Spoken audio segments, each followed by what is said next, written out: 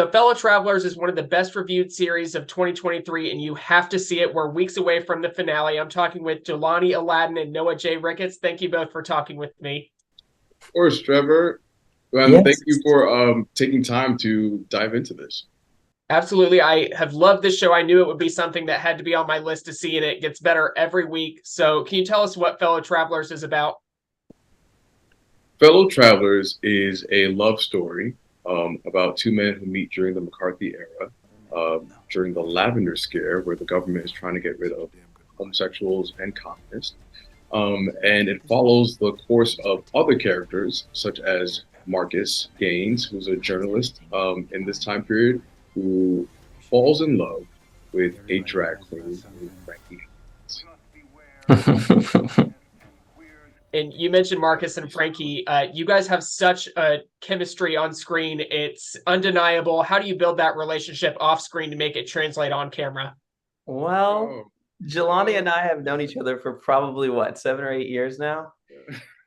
We worked together in a Broadway show called Frozen. You might know it. And when you work together in the trenches like that, building something up that big, you inevitably become very, very close. And so it just by happenstance we happen to get cast opposite each other, and it's been a wonderful experience. We had so much chemistry off screen and on screen because it's absolutely real.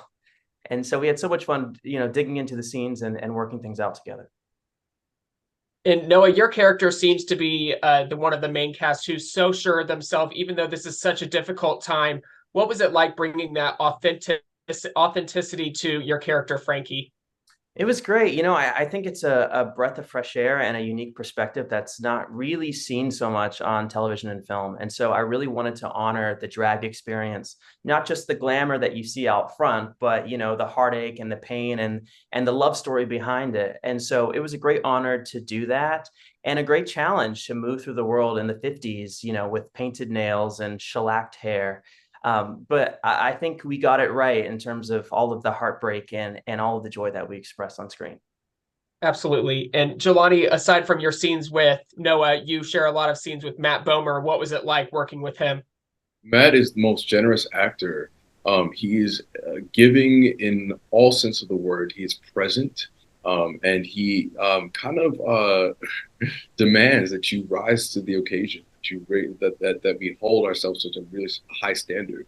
I enjoyed working with him. I enjoyed the dynamic that Marcus and Hawk have of kind of like calling each other out and kind of challenging each other to be better in the cozy corner specifically.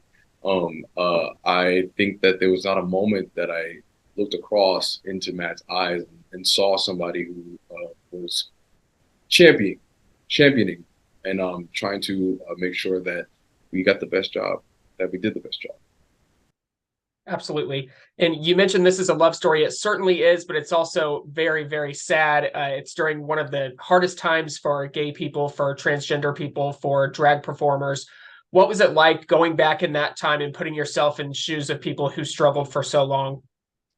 It was a real great challenge to kind of embody this history. And I think a lot of people think that gay history begins at Stonewall and then goes from there. But to go pre-Stonewall and to really dig deep and figure out how we got to this point today as gay people, I think it was a great challenge, but it was something that we love doing, because I think it's important to honor your gay history, honor where you come from, and figure out how you got to be here today. And so I'll end with that.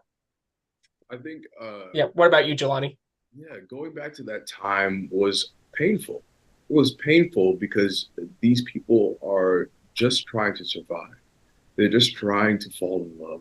They're just trying to make it through another day, and the world is throwing so many obstacles their way, and not allowing them space to be their truest, fullest self. And that was actually quite difficult for me to really hold on to for 6 months, to be quite honest. To place myself in this world where I wasn't allowed to celebrate all that I am. And these characters aren't allowed to be like to walk through the streets and have a pride parade. That was not even in the realm of possibility for these characters. So it was fairly difficult, and and reverent in a way. I think it was like coming to church every time we came to set, because we knew that we had a difficult task to do, and we wanted to do it as with much respect and honor as possible. And we see the struggle, just the inner turmoil that Jonathan Bailey's character, who Matt Bomer calls Skippy, that is just so evident that he doesn't know. He wants to live his authentic self, but he thinks it's wrong. What was it like working with him and also Allison Williams, even though you don't share too many scenes with them? I think it was a great honor. I mean, one of the things I love most about Jonathan Bailey is that he brings so much joy to set.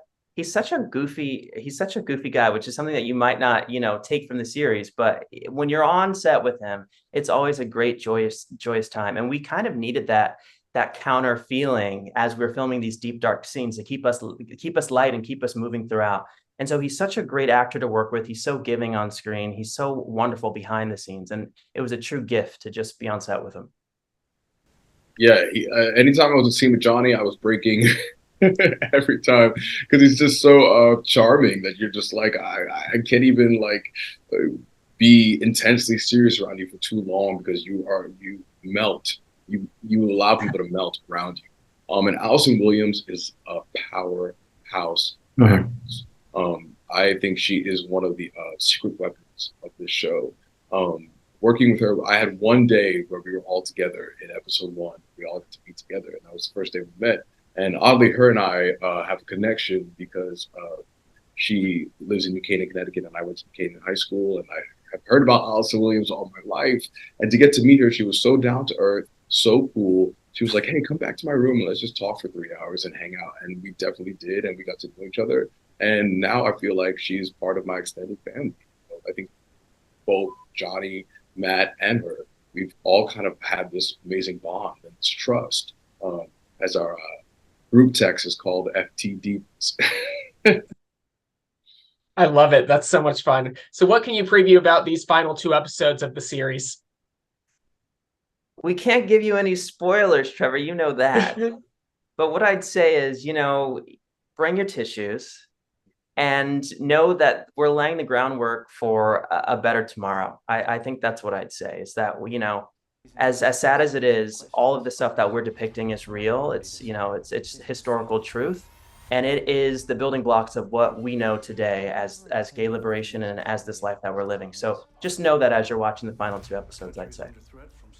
And be prepared to go on journeys that might be triggering, that might be really kind of difficult to swallow, and know that is the truth that these people have endured, and that we owe all the things that we have today: gay marriage, the ability to work wherever we want to work and get hired where we want to get hired because of the sacrifices that these men have made and the battles that they have fought.